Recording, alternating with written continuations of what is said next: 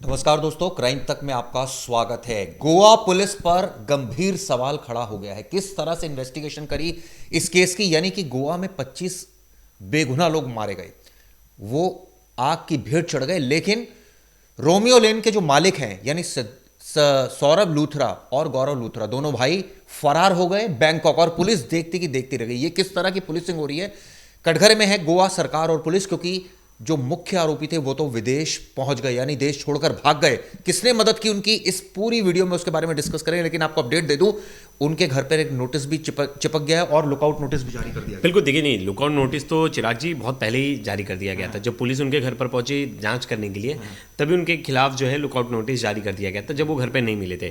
अब सबसे अहम सवाल था कि इतना गंभीर आरोप, और हमने देखा है कि आप पुराना केस देख लीजिए, भोपाल कांड से देख लीजिए, गैस कांड से देख लीजिए, जितने बड़े केसेस, हमेशा आरोपी का सबसे इजी स्टेप होता है कि इजी स्केप, मतलब वो कहीं बाहर देश शिफ्ट हो जाए। जब हमारी एजेंसीज को पता है कोई भी पावरफुल आदमी, किसी भी पैसे वाले के पर कभी कोई केस होता है, तो वो सबसे पहले बाहर भागने की फिराक में रहता है। तब इंटरपोल और बाकी चीज़ों को क्यों इन्होंने वो नहीं किया, क्यों इन्होंने इन्फॉर्म क्यों नहीं किया, मुंबई पुलिस को इन्फॉर्म क्यों नहीं किया, एयरपोर्ट अथॉरिटी को इन्फॉर्म क्यों नहीं किया? अरे आप सिंपल एक एयरपोर्ट अथॉरिटी को इन्फॉर्म कर दे कि ऐसे ऐसे दो लोग हैं, ये लोग भागने की कोशिश कर रहे हैं और इनके ऊपर केस है, कर सकते हैं, तो बहुत चीज हो सकता है। ये भगाया गया है, ये भागे नहीं है, फिर मैं आपको करेक्ट करूं, ये भगाया गया है। इस तरह की बातें सोशल मीडिया, नहीं, सोशल मीडिया क्या चिराग जी, सोशल मीडिया क्या, ये साफ तौर पर दिख रहा है।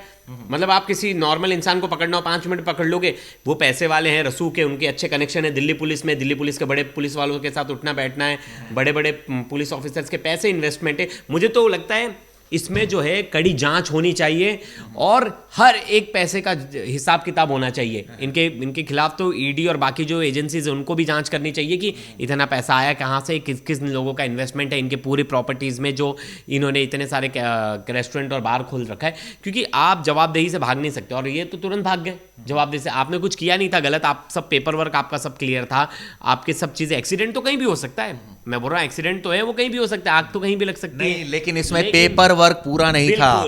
मैं आपको बताता हूं पेपर वर्क पूरा कैसे नहीं था। मैंने, हमारे सीनियर कुलीग है राजदीप सरदेसाई, उन्होंने एक ट्वीट किया और उनका ट्वीट कई सवाल खड़े कर रहा है। वो सवाल ये खड़े कर रहा है कि ये जो ये इसका नाम था जो कि इलीगल बिजनेस से चल रहा था, और मार्च में इसको नोटिस दिया गया था, show cause notice, village panchayat Arpora Nagaon में। और आप सोचिए क्या लिखा हुआ था कि जो नाइट क्लब चल रहा है इसको लेकर, in the name and style of birch, इसका नाम था बिर्च रोमियो लेन, इसको नोटिस दिया गया था। ये नोटिस की कॉपी है, ये देखिए। और ये नोटिस दिया गया था सुरेंद्र कुमार खोसला, जो कि गोवा से के अधिकारी हैं, ऑफिस ऑफ विलेज पंचायत। ये देखिए 24/3/2025 को ये नोटिस दिया गया था। और ये जो हमारे सीनियर कुलीग है उन्होंने जो लिखा है वो ये लिखा है कि इलीगल बिजनेस का पता चल गया था इसी साल मार्च। तो किसने इसको कंटिन्यू किया, किसने कहा कि इसको चलने दो? सबसे बड़ा गंभीर सवाल गोवा सरकार पर, गोवा पुलिस पर, किसने अलाउ किया? जब मार्च में इसको शो कॉज नोटिस इशू हो चुका है इस रेस्टोरेंट बार को, तो फिर कौन किसकी पैरवी चल रही है? इसके ज़्यादातर जो रेस्टोरेंट और वो हैं वो दिल्ली एनसीआर में है, और बाकी एक दो जो बाहर देश में भी खुल रखा है। बताया जाता है कि इसके दिल्ली एनसीआर के जितने बड़े ऑफिसर्स हैं उनके साथ इसका उठना बैठना है, और कई पॉलिटिशियंस के साथ भी इसका उठना बैठा है। दिल्ली एनसीआर का लिंक लेकर ये कहीं ना कहीं बताया जा रहा है कि ये गोवा तक पहुंचा। तो कौन से ऐसे ऑफिसर्स हैं जिन ऑफिसर्स का गोवा के ऑफिसर्स के साथ अच्छा है, जहां इसको फलने फूलने का मौका मिल गया? क्योंकि बहुत ज़्यादा एएमयू कैडर वाले जो हैं वो गोवा भी जाते हैं, गोवा से दिल्ली भी आते हैं, दिल्ली से गोवा भी जाते हैं। तो कौन से वो ऑफिसर्स थे जिसने इसकी मदद की, खुले से ये काम कर रहा था? और देखिए आप ये देखिए, इसमें प्रोफेशनलिज्म बिल्कुल नहीं दिखा। 2 आरोपी फरार हो गए। आप सोचिए उनके खिलाफ जांच चल रही है, 25 लोग मारे गए, एक क्लब में मर गए क्योंकि वो जल गए। तो सबसे पहला जो इन्वेस्टिगेशन का होता है कि क्लब है किसका, उसी समय जो है उनको एयरपोर्ट अथॉरिटीज को इन्फॉर्म करना चाहिए था। लेकिन गोवा पुलिस सोती रही। उसका नतीजा क्या रहा कि जब वहां उनके घर पहुंची तो वो फरार हो चुके थे, वो फुकेट पहुंच गए हैं। इस तरह की जानकारी निकल रही है। अब इंटरपोल से कोऑर्डिनेट कर रही है गोवा पुलिस। सवाल ये है, तो काम पहले होना चाहिए था, पहले होना चाहिए। तो अब क्या पता थाईलैंड से मलेशिया, मलेशिया से किसी और देश, या वहाँ से कहीं और भाग जाएं, दुबई चले जाएं, कहीं भी किसी भी देश में भाग जाएं।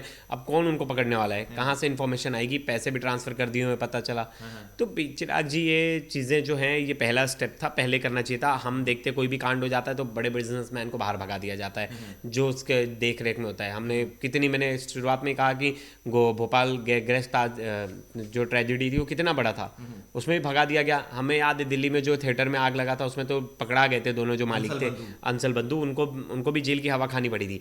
अगर आपने गलत काम किया है, आपने इनलीगल कोई बिजनेस स्टैब्लिश किया, उसकी वजह से लोगों की मौत हुई, तो आप उसके जिम्मेदार हो। आपको सामने आकर पुलिस का सामना करना पड़ेगा, इन्वेस्टिगेशन एजेंसीज का सामना करना पड़ेगा।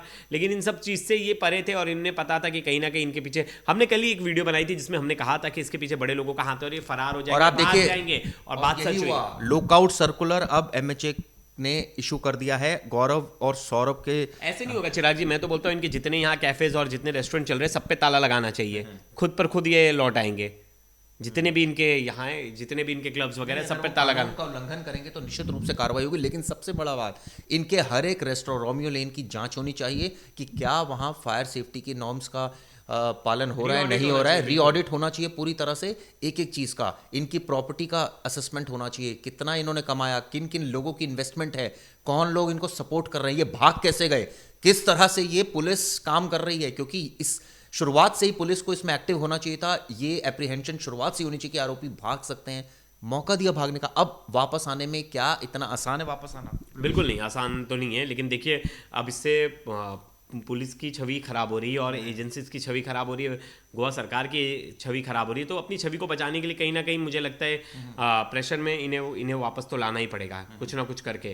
क्योंकि जिस तरह से ये जो मतलब साफ साफ दिख रहा है कि फेयर केस है कि भगा दिया गया है, नहीं तो इतने इसको लेकर स्टेट डिजास्टर मैनेजमेंट अथॉरिटी ने ये जो पूरी घटना हुई है, सारे नाइट क्लब, रेस्टोरेंट, बार, सबको कहा है गोवा के अंदर कि वो अपना सेफ्टी ऑडिट करे 7 दिन के अंदर और रिपोर्ट दें, और अगर ऐसा नहीं किया गया तो कार्रवाई होगी। बिल्कुल कार्रवाई होगी, देखते हैं कितनी कार्रवाई होती है। और मुझे लगता है ये सेम सिनेरियो जो है दिल्ली, मुंबई, बेंगलोर और पुणे और बाकी चंडीगढ़, जिन जगहों पर क्लब्स और इस तरह के रेस्टोरेंट ज़्यादा चल रहे हैं, उन सबको ऑडिट करनी, जहाँ भी भीड़ इकट्ठा हो रही है। मैं बोल रहा हूँ सिर्फ क्लब्स और रेस्टोरेंट नहीं, किसी भी थीम पार्क, किसी भी अम्यूजमेंट पार्क, वाटर पार्क, कोई भी ऐसी जगह है वाटर, तो जहाँ भी इस तरह की चीज़ें, जहाँ भीड़ भाड़ वाला जगह है, जहाँ भीड़ इकट्ठा हो सकती है, उन सब जगह की ऑडिट होनी चाहिए। और मुझे लगता है ये एक सबक था, हमें एक इंसिडेंट से हमें सीखना चाहिए कि बाकी स्टेट के भी जो अधिकारी हैं वो एक्टिव हो जाए और वो जांच करें अपने हाल फिलहाल में आसपास के इलाके में। बहुत ही संगीन जो ये पेपर है, शो कॉज नोटिस, आप सोचिए कि नाइट क्लब को नोटिस दिया जा रहा है मार्च के अंदर और उसके बावजूद ये चल रहा है। ये कौन लोग हैं जो इसको प्रमोट कर रहे हैं, चलाने के लिए चिराग जी मोटी कमाई है ना, मोटी कमाई है, पैसा है, फ्री का दारू है पीना, हाँ, जो अधिकारी करा रहे हैं, फ्री की पार्टी कर रहे हैं उस क्लब्स में, तो फिर कहाँ से कार्रवाई होगी? कहीं नहीं कार्रवाई होगी। तो ये बात तो है ना चिराग जी, अब उसको यही तो फायदा उठाते हैं ये क्लब्स ओनर जो हैं।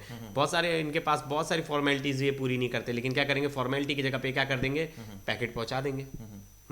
तो ऐसे लोगों के खिलाफ अब सख्त कार्रवाई होनी चाहिए और देखना होगा कि इन दोनों भगोड़ों को कब तक वापस लाती है गोवा पुलिस। क्योंकि जब तक ये वापस नहीं आते, ये कानून के शिकंजे से बाहर रहते हैं, इन पर सवाल खड़े होंगे। अपने लीगल कंसल्टेशन भी ले रहे हैं, ये कोशिश कर रहे हैं कि इनको बेल मिल जाए, लेकिन इस तरह के केसेस में यूजुअली बेल नहीं मिलती। अखिलेश यादव ने भी बाकायदा इसके लिए इसमें ट्वीट किया था उन्होंने, और मैं एक बार आपको उनका ट्वीट पढ़ के सुनाना चाहूँगा।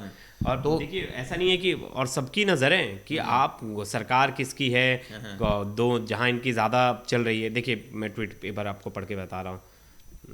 तो काफ़ी संगीन ये इल्ज़ाम लगे हैं इन पर, लेकिन ये देश छोड़कर भाग गए या भगा दिया गया, इस तरह के अब कई सवाल खड़े हो रहे हैं। ऐसे में अब ये पूरा मामला राजनीतिक रंग भी ले रहा है, क्योंकि वहाँ पर भारतीय जनता पार्टी की सरकार है और जिस तरह से ये अब सिचुएशन क्रिएट हुई है, कई सवाल इसमें खड़े हो रहे हैं। तो अखिलेश यादव का क्या? बिल्कुल अखिलेश यादव ने इस पर कहा है कि हम कल भी सोच रहे थे कि वंदे मातरम जरूरी है या गोवा में जो हुआ वो, सरकार जिम्मेदार है, बॉर्डर तो सरकार देखती है, कैसे भाग गए लोग, जवाब देना चाहिए सरकार को। बिल्कुल बहुत ही इंपॉर्टेंट है कि सरकार को जवाब देना होगा कि कैसे भाग गए। पुलिस की भी जवाबदेही बनती है कि कैसे भाग गए। अब पुलिस कितने भी स्पष्टीकरण दे दे, देखिए पुलिस के लिए 2 मिनट का काम था उनको ट्रेस कर निकालना, उनके खिलाफ। मैं तो कह रहा हूँ ट्रेस नहीं हो रहे थे, एयरपोर्ट अथॉरिटी को तो बोल देते कि कोई इस तरह का आदमी जाए, पासपोर्ट सीज कीजिए, इस तरह का आदमी कोई जाए तो तुरंत उसको अरेस्ट कर ले। बिल्कुल, अरे आप 5 मिनट का काम, अगर एयरपोर्ट अथॉरिटी को इन्फॉर्मेशन दे दिया जाता है, सिविल एविएशन को इन्फॉर्मेशन दे दिया जाता है कि ये 2 पासपोर्ट है, तो तुरंत मतलब ये हमें सिखाना पड़ेगा क्या इन्वेस्टिगेशन पुलिस को? मतलब कितनी